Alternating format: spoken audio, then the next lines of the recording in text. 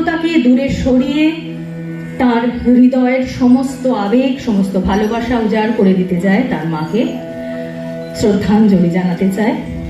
আমি শ্রদ্ধাঞ্জলি পত্রটি প্রথমে পাঠ করে শোনাচ্ছি, তারপর শুভঙ্কর তার শ্রদ্ধার্ঘ্য তুলে দেবে তার মায়ের হাতে। মাতৃপ্রণাম। মা শব্দটার সাথে জড়িয়ে আছে আমার আশৈশব আবেগ, স্নেহমাখা একখানি মুখ আর অজস্র রূপকথা স্মৃতি।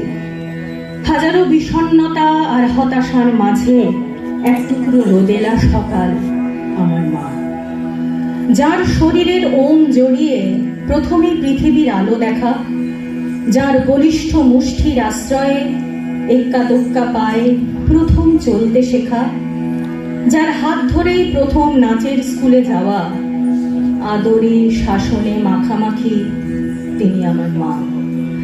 জীবনে চলার পথে যখনই হোঁচট খেয়েছি, যে শান্ত স্নিগ্ধ হাস্যোজ্জ্বল মুখটি নিরন্তর বরাভয় দিয়ে গেছে, সে আমার মায়েরই মুখ।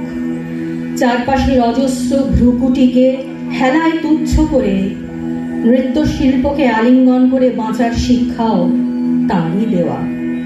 সংসারের যাবতীয় কর্তব্য কর্মে অবিচল থেকেও সন্তানদের লালনে তাকে কখনো ক্লান্ত হতে দেখেনি কেউ। আজ আমি যতটুকু তিলে তিলে তাকে সিঞ্চন করেছেন এই মানুষটি, আমার মা। আজকের দিনে তাই আভূমি নত হয়ে শ্রদ্ধা জানাই তাকে। মা, তুমি ভালো থেকো, আরো দীর্ঘ বছর তোমার ছায়া আঁচলে ঢেকে রেখো আমার যাবতীয় হতাশার দীর্ঘশ্বাস। তোমার অবোধ সন্তান শুভঙ্কর, 28 এপ্রিল 2024।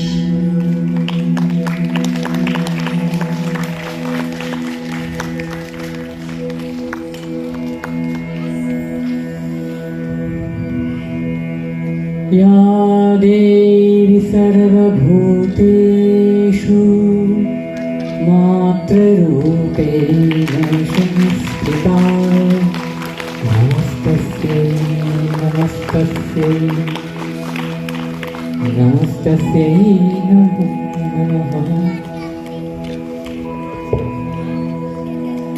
পৃথিবীর সবচেয়ে সুন্দর এবং পবিত্র দৃশ্য।